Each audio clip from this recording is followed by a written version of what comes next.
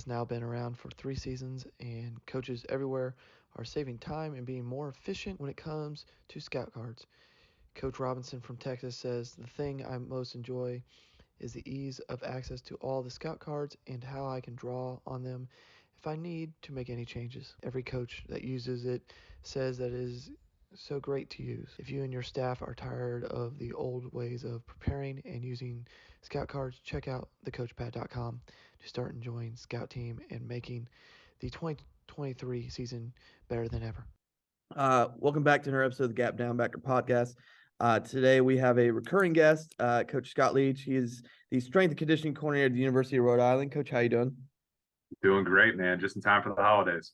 Yes, sir. I mean, this will obviously come out a little bit later, but yeah, it's great Right. season. I leave for Texas tomorrow. Obviously, you guys have all your end of the year festivities down there, early signing day, all that lovely jazz. Yep.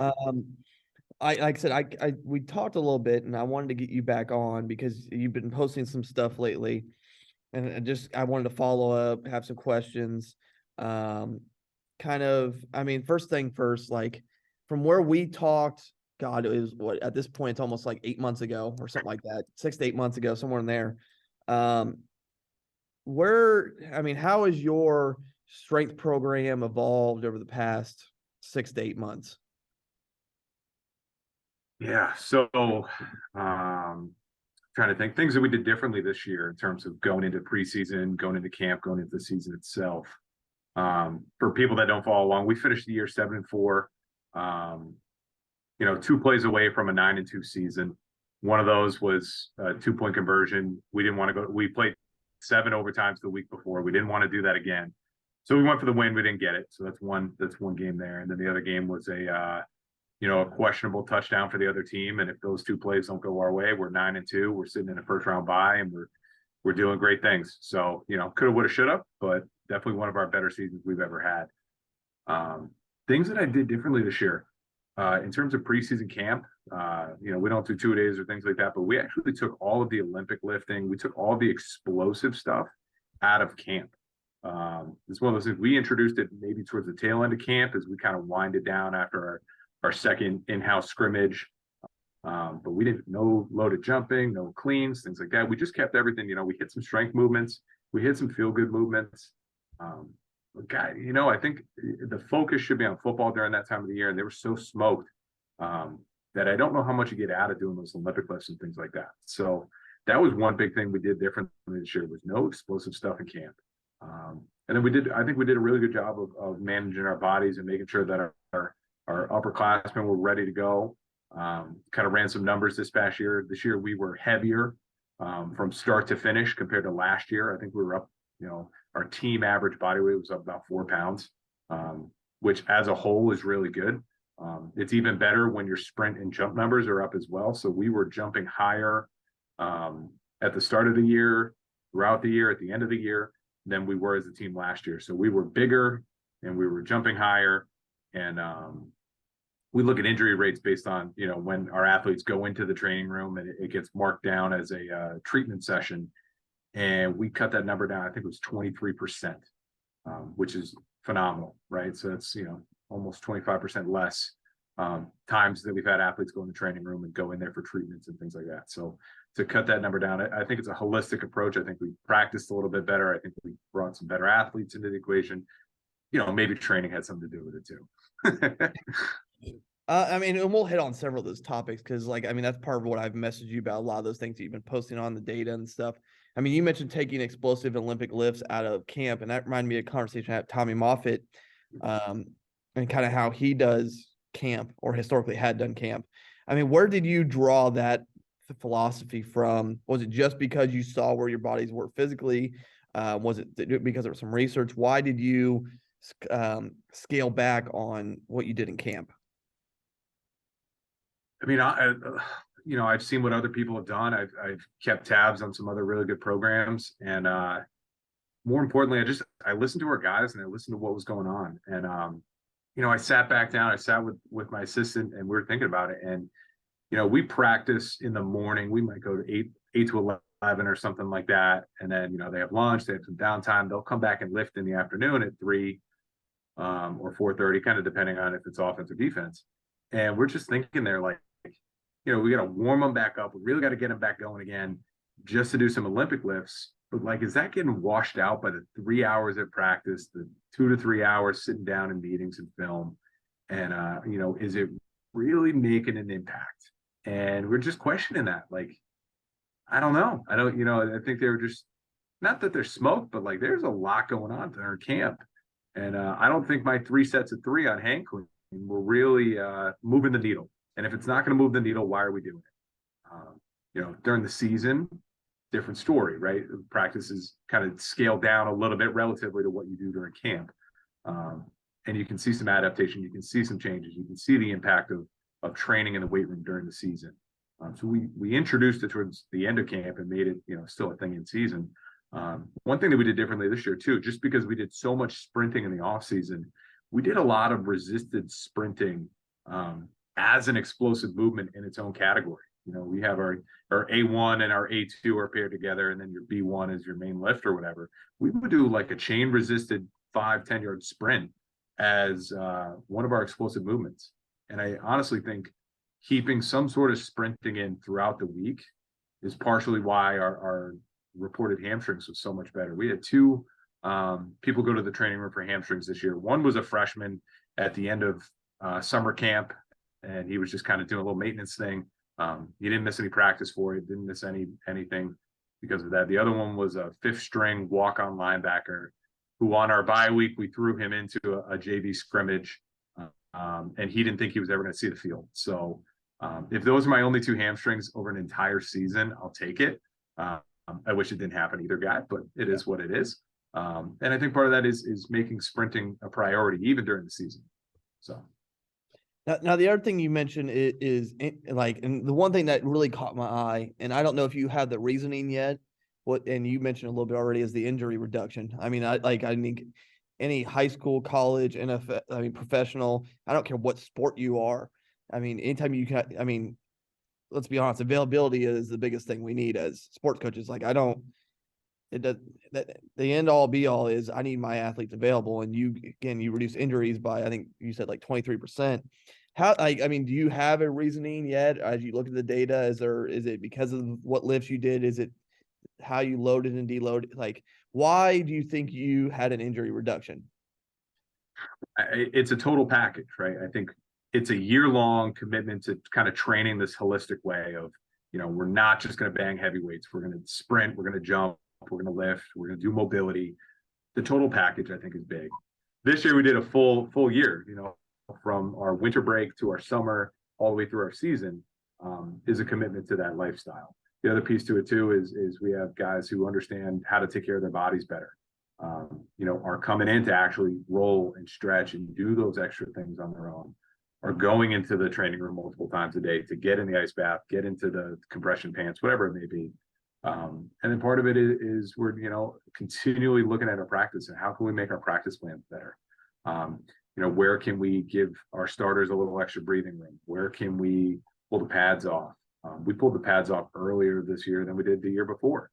And, at some point you got to make sure you can still bang, but, we play in one of the hardest conferences in 1AA. Now the other thing, there's a lot of ways. Actually, before we move on, you mentioned also there, like, fixing your practice schedules. So how much do you talk with your head coach regarding practice schedules and where people's bodies are? So one thing I was able to do this year, I got 10 GPS units from a parent. Actually, they own a gym. They let us borrow 10 GPS units. So we just started collecting that information. At first, I didn't say anything either because I don't want to, after one day, decide, all right, this is what we're doing wrong. Like, I don't know. But we compared, 1 week to the next week to the next week, and we started seeing certain trends. We played a 7 overtime game in the middle of the year. Even if you don't have GPS data, just count the number of snaps that people played. And on our defense, we had, I think it was like 125% of an average game. So they played with 7 overtimes. They played 25% more snaps than they normally do. I don't need GPS to tell me we need to make some adjustments the next week. So just having those conversations and saying, all right, these are our high snap guys. This is how many yards they run, because you'd be surprised. in a game, how many yards people actually cover, and just, start making small little tweaks. Like, does this guy need every single rep of every single thing? He knows what he's doing. We're not making too many changes. Can we give him some mental reps and let somebody else kind of take a blow? Can we take him off special teams? Do we need him on there? Or can we get somebody else on there? Tweaks like that go a long way. So those are kind of the conversations we had. It's slow and steady. I'm not trying to overhaul things overnight. I'm not the football coach, right? So I'm not going to come in here and tell you how to do your job, but I am going to tell you what I see and what I think might help, and it might not. And if you trust me, great. If you don't trust me, that's okay too. But yeah. Now, kind of, I mean, obviously you got this temperament parent, but I think when we talked in the spring, or early summer, I forget when we last talked, but we talked a little bit about GPS and how that would be an ideal thing for you because look at data and all that and judge what the program is. So going forward, I mean, how do you plan on using GPS? Are you trying to get more units? Like for you, obviously you're not like you don't have the budget that say an LSU and Alabama has, obviously. But obviously if something works, you're going to fight to either boosters or whoever to get the resources you need. Especially if you can prove that it's useful. Like, what is your plan for GPS going forward?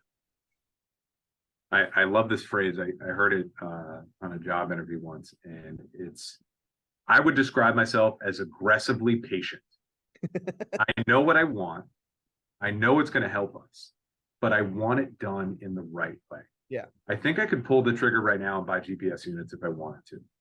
I don't want to do that at the sacrifice of my entire budget for the rest of the year. There are severe needs that we need to take care of in our department first and foremost. So I'm going to patiently play this game, and I'm going to make sure we get the funding and make sure it's long term too. I don't want to get GPS units this year and then not have funding next year for the cloud-based service to keep it running, because then we're just going to have a box collecting dust. I don't want that.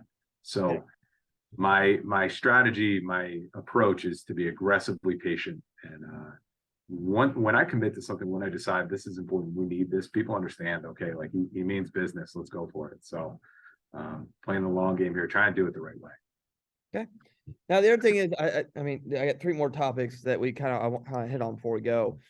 One, you mentioned the data about you guys getting heavier and stronger throughout the season, which kind of goes against the old adage amongst football coaches of maintaining instead of growing. And I think there's been a slow change in how strength and conditioning coaches do it to where they're still getting stronger or and keeping weight on during the season. Do you want to kind of talk about what you did to kind of maintain and really start growth during the season? So to clarify, like, we started the year at about maybe a team average 230 pounds. We finished the year at about 226. So we did slowly lose some weight over the course of the season, but I think last year we started the year at 225. We finished the year at 220. So we're about 4 to 5 pounds heavier than the year before. It's a hard thing, especially for our skill players, right? Our skill players are so hesitant to put on some weight, put on some size, because they think it's going to make them slow. And part of it is maybe they've had training in the past that has done that to them. They put on a lot of weight and it hasn't been in the right places, or it hasn't been productive, and it has slowed them down. So getting over that feeling, we had as a junior, he was an All-American corner at 170 pounds. NFL guys talking to him, and they said he's not going to play at the NFL at 170. So we made a commitment to put a little bit of size on it. So I want to see you play at 180. And then by the time you go to a pro day, you'll have about 8 months to get ready for it. So you'd be close to 190 by then. I think you'd have a better shot. But this is a guy that's extremely fast, extremely twitchy, 42-inch vertical jump at 170. And he didn't want to lose those qualities because those are what made him really good at what he does. But it's a commitment. It's a trust of, if you continue to train the right way, and I'm never going to not give you the right training, you're going to be in a better spot. You're going to be stronger, bigger, better, all those things. And he played the year at 180, and he still jumped 42, 43-inch vertical jump. He's a freak. And it's across the board. Some people are scared to do that, and you just need to trust it. But at the same time, I think that should be the natural progression of your program. Your freshmen, sophomores, juniors should naturally try and get a little bit bigger from year to year. Ideally, your team average as the result goes up. I think at some point we'll kind of stall out As we have, 4 years worth of kids in the system. Like I said, this has been the first full 365 training this way. So give me a couple years, and I don't think my results are going to be as good, and everyone will call me a failure. But we'll cross that bridge when we get there. Now, the other thing I wanted to hit on it, because and I get college is different. And really, when you have voluntary quote unquote workouts at the college level, the expectations, you're still pretty much there. I get that. Like it's a different atmosphere, but still, when you want to get, it's still not everybody's going to do it. And the other part is you got to convince them to be there. And I think that's one of the biggest things some high school struggle with. So how do you, obviously, again, college is different, but how do you build those relationships and how do you get kids into the weight room? Because like I said, I think you said, I don't know, it was like 50, 60, 70%, like the week after the season ended. I think I saw you put on Twitter. Mm-hmm. Like, how are you getting your kids in the weight room when it is a voluntary session? So I'm big on this because some people, they say after the season that it's voluntary with a wink, wink and an air quotes and it's voluntary. You know what I mean? And I don't necessarily agree with that. I think we've had these kids on campus since August. And if you take a step back further, if they're here in the summer, they've been here since the end of May. We've structured every single part of their day from May until now. This is the first time they get a chance to slow down, maybe actually make sure academics are a priority again, and just decompress a little bit. Because once they come back in January, we own their schedule from January until they leave in May. And if they don't go home and they stay for the summer, then we own them from January until Thanksgiving again. So I make it a point, like it is voluntary. That being said, I want to make this a place where you want to come in and get better. So we'll sit down. I do body fat testing with every guy after the season. I think it's important just to see where we're at, and we'll do it again before they leave for the summer. But the other thing we'll do during that meeting is we'll talk about maybe some training goals or just kind of where their head's at going into the off season. I use relative strength standards for bench press and squat and some vertical jump numbers, some jump numbers. And, we'll sit down and talk about them. We'll say, what are these goals for you? What are you trying to achieve? I ask 3 questions to them and their position coach. I ask, what do you want to play at next year, body weight wise? I ask, what do you physically need to work on? That's on the field, that's in the weight room, that's position specific. You can go any direction you want with that. And then how do you want me to coach you in the off season? And a great example, I had a tight end tell me, and he's, great guy, he's kind of the clown of the group a little bit. And he said, I want to be treated like a leader. And I was like, okay, if you want to be treated, I will absolutely treat you like a leader. And so he's the guy, whenever he's in, I'm asking him, are you making sure all these guys are cleaning their weights up? He's like, why do I have to be that guy? I said, you told me you wanted to be a leader this offseason. So they understand that everything I'm doing is for them. They understand that this program is designed in this voluntary time to get them ready for winter workouts. We do a couple different programs. So if you played a lot and you're beat up, I'm not going to give you the same program as the redshirt freshman who didn't play. If you're a redshirt freshman who didn't play and you're a little upset about that and you're chomping at the bits, then yeah, your program's going to be a little bit more aggressive. But again, that's what you want. That's your goal. So I'm going to give you what you need to do to reach your goals. And I think it's a trust thing. They understand that, I have their best interest in mind. The other thing I do too is some coaches, you get to after Thanksgiving and it's like, oh, I can take a break. I finally get some downtime. I don't have to be in the office 7 days a week. I try not to, I keep my foot on the gas. I want to keep texting these kids. I want to keep checking in on them. I want to keep making sure that, if they didn't come in, are they going to the other gym later? Are they making a plan to come in tomorrow? If they tell me they want to come in at a certain time, they don't come in. I ask them, where are you? Because I care about them. And, I think it's easy to take your foot off the gas during this time of the year. So close to the holidays, so close to a nice break and get away. I don't take my foot off until every kid's off campus. And even still, I'm checking on them over break, right? So you never take your foot fully off the gas. Yeah. All of those things have helped. Yeah. And then my last question for you is because we had this discussion, I think, yesterday, and this is part of the reason why we had to figure out our schedule. And the other thing is it's a big important thing for you is you're in the process of hiring I think at least one new assistant. He's in charge of several things. So I mean, and I've had some interesting conversations so far this offseason with some guys on hiring and how they approach it. How and like I said, you've mentioned this is an important hire for you because it could either make your life easier or make it a lot more stressful. I mean, and that's true. I mean, especially That's every coach, right? Yeah. I think you're posting at them. They're in charge of like 4 or 5 sports. So I mean, that's an important thing at a college level. So kind of, I mean, like how are you handling or going through the hiring process, evaluating candidates? Is there anything unique you're asking them for? So like I had a buddy who, and he'll be on our podcast that'll be before this. He talks about when he interviewed DCs, he narrowed it down to like 8 and had them all submit video. He gave them like 3 topics and they didn't know it. They needed to go research it, and you had to keep those 3, explain all 3 in under 10 minutes. Yeah.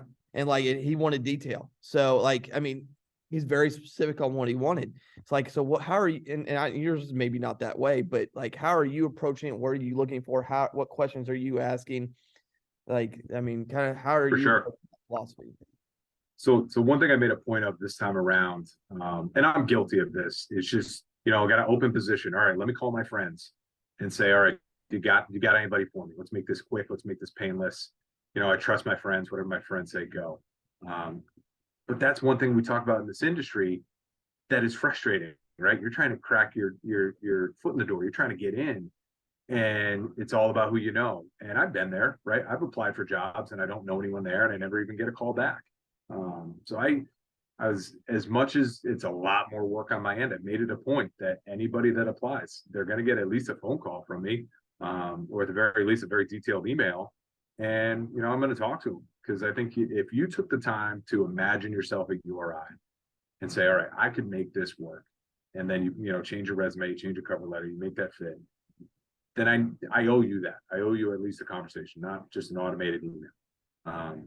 In terms of like challenges or things like that, I don't do too much of that stuff. Send me your resume, send me your cover letter, send me your interest will say a lot about you. If you do things the right way and you send a nice polite email, you send everything I asked for, you're quick to respond, you're quick to schedule a phone interview, those things speak to me, right? And I can read a cover letter. I've done this enough. I can tell when you have a cover letter and all you did was change the school out and then submit it. Like, you changed, all right, go Eagles, and you switch it to go Rams. Okay, cool. Trust me, I know how to play the game. I see past those things.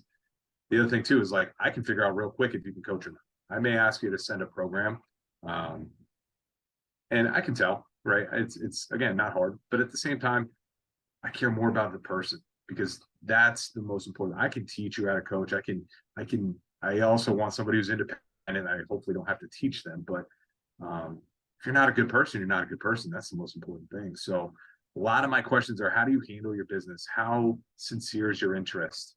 How quick are you to reply and respond? Basically, like, are you really imagining yourself in these shoes? Is this really what you want? And I feel that out over time. If people start calling me on your behalf out of nowhere, then that means you talk to them about it. You said, man, I would love to go to Rhode Island. I'd love to, I don't know anything about it, but I've done my research. I started, going on Instagram and Twitter, and they look like they're on the rise. And again, you started telling other people about how you fit into that story. So that means this is important to you, right? And I can find that out. I can feel that out.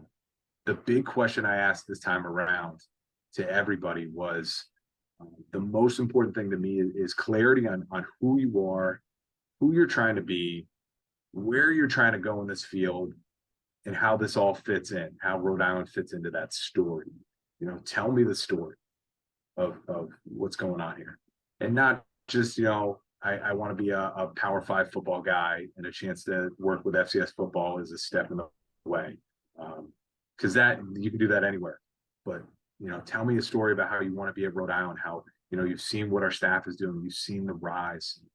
You think you can bring a lot to the table. You can take some work off my plate, and, you want to fall in love with the place, and it's going to be hard to see you leave, but your goals are bigger than Rhode Island, and someday you want to go. If that's your plan, great. If you tell me you want to be here for 10 years and you never want to leave, that's great too. As long as I know what your plan is with clarity, then I can mentor you and guide you and get you to your goal. But if you don't know what your goal is, you don't know what your story is that you're trying to tell, it's hard for me to help you. Yeah, I get it. No, that's great, Coach. Like seriously, and like I kind of I know your point. Like, whether it's high school, or college, it's like it's who you know half the time, and like it's not. Sometimes it's a great asset. Other times it kind of sucks when there's a job you really want and you just don't know anybody over there, and so it is what it is. Coach, I'll tell you this. I think some of my best applicants this time around, I had no idea who they were. Literally no connection. They saw it on social media or a friend saw it and told them about it. But if I just leaned on my friends, I would have missed out on some really good candidates. So shame on me for not doing this sooner, you know? Yeah. I mean, kind of to your point though, it's easy though when you know somebody and they might have somebody that's good, but it is what it is. Like, Yeah. so I know. Well, coaches, one, give him a follow on Twitter. I mean, that's the least you can do. Check out his stuff because he puts out some good data and other things to think about. I mean, that's part of the reason why I had Coach on here. Big winter coming up too. I'm going to try and do my best to do a better job this winter, putting stuff out constantly.